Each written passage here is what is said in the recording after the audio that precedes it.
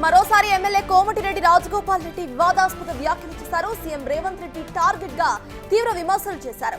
CM తన భాష మార్చుకోవాలని, ప్రతిపక్షాన్ని తిట్టడం మానేసి ప్రభుత్వం ఏం చేస్తుందో చెప్పాలని అన్నారు.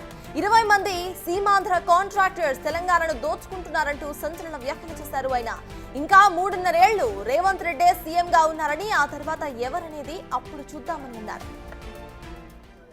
మీ భాష మార్చుకొని, మీ హవభావాలు మార్చుకొని, తక్కువ మాట్లాడి మంత్రివర్గంలో ఇంకా చాలా అందరికి మాట్లాడే అవకాశం ఇచ్చి మేధావులతో డిస్కస్ చేసి రాబోయే రోజుల్లో ఒక ఏమంటారు, ఒక మంచి ప్రశాంతమైన వాతావరణంలో, అంటే ఒక దాన్ని ఏమంటారంటే ఒక కూల్ మైండ్ తోటి, ఆవేశం అక్కర్లేదు.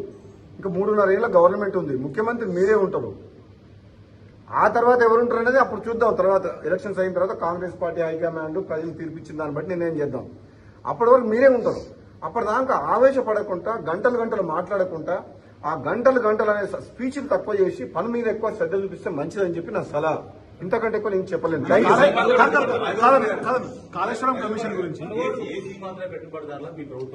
కాళేశ్వరం ప్రాజెక్టు మీద పీసీ ఘోష్ నివేదిక మీద చర్యలు తీసుకుంటామని చెప్పి అసెంబ్లీలో చర్చించి ముఖ్యమంత్రి గారు ప్రకటించారు. కాబట్టి ముఖ్యమంత్రి గారికైనా ప్రభుత్వానికైనా నా సలహా ఏంటంటే, తెలంగాణ ప్రజలు 10 ఏళ్ల కాలంలో కేసీఆర్ కుటుంబంతో పాటు సీమాంధ్ర పెట్టుబడిదారులు ప్రాజెక్టుల పేరు మీద మిషన్ భగీరథ అని, sand mafia, land mafia, liquor mafia లక్షల కోట్లు దోసుకొని రాష్ట్రాన్ని అప్లపాలు చేసిన మాట వాస్తవము. మీకు 20 నెలలు అయింది ఇప్పటి వరకు. పీసీగో మన రిపోర్ట్ ఇప్పుడు వచ్చింది. మీ పుణ్యకాలం అంతా మీరు ఈ రిపోర్ట్లతోటి, ఈ కమిషన్లతోటే గడిచిపోయేటట్టుంది.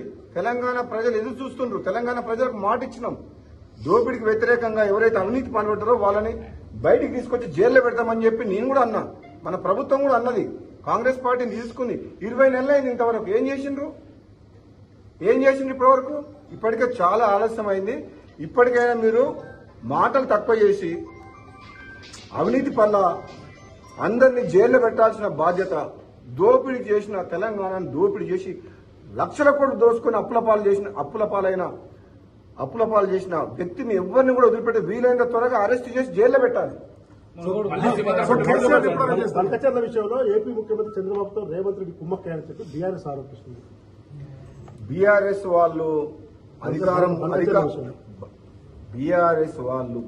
పార్టీ అధికారం పోయిందన్న ఫ్రస్ట్రేషన్ లో ఉన్నారు. కేసీఆర్ అసెంబ్లీ రాకుండా ప్రతిపక్ష నాయకుడి హోదాలో కొనసాగే అర్హత లేదు. మొట్టమొదట ఆయన అసెంబ్లీ కన్నా రావాలి, ప్రతిపక్ష నాయకుడి హోదా కన్నా రిజైన్ అన్న ఎవరినైనా పెట్టాలి. నెంబర్ 1. నెంబర్ 2, అధికారం పోయిన తర్వాత ఫ్రస్ట్రేషన్ లో ఎన్నో మాట్లాడతారు. వాళ్ళు ఉన్నప్పుడు తుమ్మిడిగడ్డ దగ్గర ఉన్న ప్రాజెక్ట్ ని మేడిగడ్డకు మార్చి కూల్పోయే ప్రాజెక్టు కట్టి లక్షల కోట్ల అప్పులు చేసి రాష్ట్రాన్ని అప్పులపాలు చేసిండ్రు. బీఆర్ఎస్ పార్టీ నాయకులకు గాని, కేసీఆర్ గాని ఈ రోజు మాట్లాడే అర్హత కోల్పోయిండ్రు. వాళ్ళకు పుట్టగతులు ఉండవు. రాబోయే రోజుల్లో బీఆర్ఎస్ పార్టీ అనేది ఉండదు. అది అందరికీ తెలిసిన విషయం. ప్రజలు కూడా నమ్మి 2 సార్లు ఓటేసిండ్రు. ఈ రాష్ట్ర పరిస్థితి ఏమైంది? అప్పులపాలైంది. ఈరోజు జీతాలు ఇవ్వలేని పరిస్థితి. ధనిక రాష్ట్రం, మిగులు బడ్జెట్ ఉన్న రాష్ట్రాన్ని దివాలా దించి అప్పులపాలు చేసింది ఎవరంటే బీఆర్ఎస్ పార్టీ, కేసీఆర్.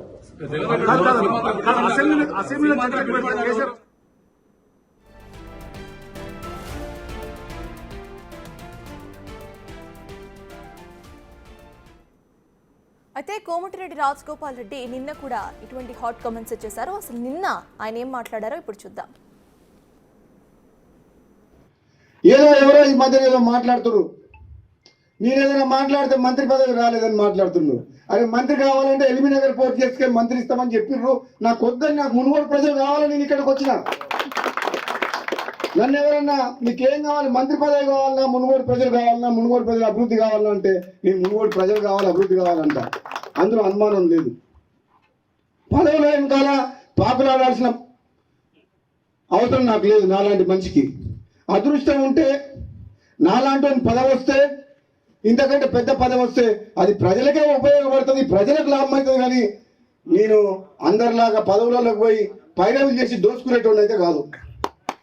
ఎవరికి కావాలి పెద్ద పెద్ద పదవులు?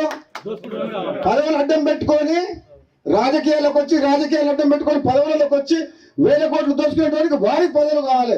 రాజగోపాల్ రెడ్డికి ప్రజలు కావాలి. రాజగోపాల్ రెడ్డికి ప్రజల అభివృద్ధి కావాలి, సంక్షేమం కావాలి. నేను మళ్ళీ చెప్తున్నా, ఈరోజు నేను కావాలనుకుంటే మంత్రి అయ్యేవాడిని, కానీ నా స్వార్థం కోసం అని చెప్పేసి నేను పదవి కోసం అని చెప్పి నేను పోలే. నేను మళ్ళీ ప్రజల కోసమే మళ్ళా పార్టీ మారి కాంగ్రెస్లోకి వచ్చి మీరు ఇస్తానని హామీ ఇచ్చిండ్రు, ఇస్తారా ఇవ్వరా అది మీ ఇష్టం. మీరు ఎంపీ గెలిపియమంటే గెలిపించినాం, పార్టీలకు రమ్మంటే మేము నమ్ముకొని వచ్చినాం. ఇస్తారా ఇయ్యరా అది మీ ఇష్టం. కానీ నేను మాత్రం పదవుల కోసం ఎవరింటికి పోయి కాలు మొక్కి మనసు చంపుకొని దిగజారడం మాత్రం జరగదు. నేను బతుకున్నాగా ప్రజలున్నారు నా ఎమ్మడి. నాకు కావాల్సింది ప్రజలు, వాళ్ళ బాగోగులు, ఈ నియోజకవర్గ అభివృద్ధి. ఒకవేళ నాకు ఏదైనా మంచి జరిగితే వాళ్ళకి మంచి జరుగుతుంది, లేదంటే వాళ్ళ మధ్యనే ఉంటా, వాళ్ళ కోసం పనిచేస్తా, వాళ్ళ కష్టసుఖాల్లో పాల్పంచుకుంటా, వాళ్ళ కోసం ఎంత దూరం అన్న పోతా, ఎంత పోరాటం అని చేస్తా, అవసరమైతే మళ్ళీ త్యాగం చేసి పోయినసారి ప్రభుత్వాన్ని మీ కాళ్ళ తీసుకొచ్చినా కదా. నేను రాజీనామా చేస్తే మొత్తం టీఆర్ఎస్ ప్రభుత్వం 100 మంది ఎమ్మెల్యే మునుగోడు ప్రజల కాళ్ళకాడికి రాలేదా? అవసరమైతే అంత దూరం కూడా పోతా. నేనైతే భయపడా. విన్నారు కదా, ఇవి కోమటిరెడ్డి రాజగోపాల్ రెడ్డి చేసిన హాట్ కమెంట్స్. దీనికి సంబంధించిన పూర్తి updates my associate input editor Nagesh అందించడానికి సిద్ధంగా ఉన్నారు. నగేష్, చెప్పండి, కోమటిరెడ్డి రాజగోపాల్ రెడ్డి చేసిన ఈ వ్యాఖ్యలని అసలు ఎలా చూడాలంటారు? ఇలా అంటే సీఎం రేవంత్ రెడ్డిని టార్గెట్ చేస్తూ కూడా ఇవాళ మాట్లాడారు ఆయన, దాన్ని ఎలా చూడాలి? అంటే సీఎం రేవంత్ రెడ్డి టార్గెట్గానే కోమటిరెడ్డి రాజగోపాల్ రెడ్డి తీవ్ర వ్యాఖ్యలు చేస్తున్నాడు. మొన్న మంత్రివర్గ విస్తరణ జరిగిన సందర్భంలో తన పేరు ఉంటుంది, తనకు ఏ మంత్రి పదవి ఇచ్చినా సరే అని చెప్పి తానే చెప్పాడు. అంటే సమీకరణాల నేపథ్యంలోనే మంత్రివర్గ పదవులు ఇవ్వడం జరుగుతుందని చెప్పి కాంగ్రెస్ పార్టీ చెప్పింది. ఆ క్రమంలోనే వాకిటి శ్రీహరిని, అడ్లూరి లక్ష్మణ్ కుమార్ని మాదిక సామాజిక వర్గం అలాగే బీసీ సామాజిక వర్గం నుంచి 2 మంత్రుల్ని కొత్తగా తీసుకున్నారు.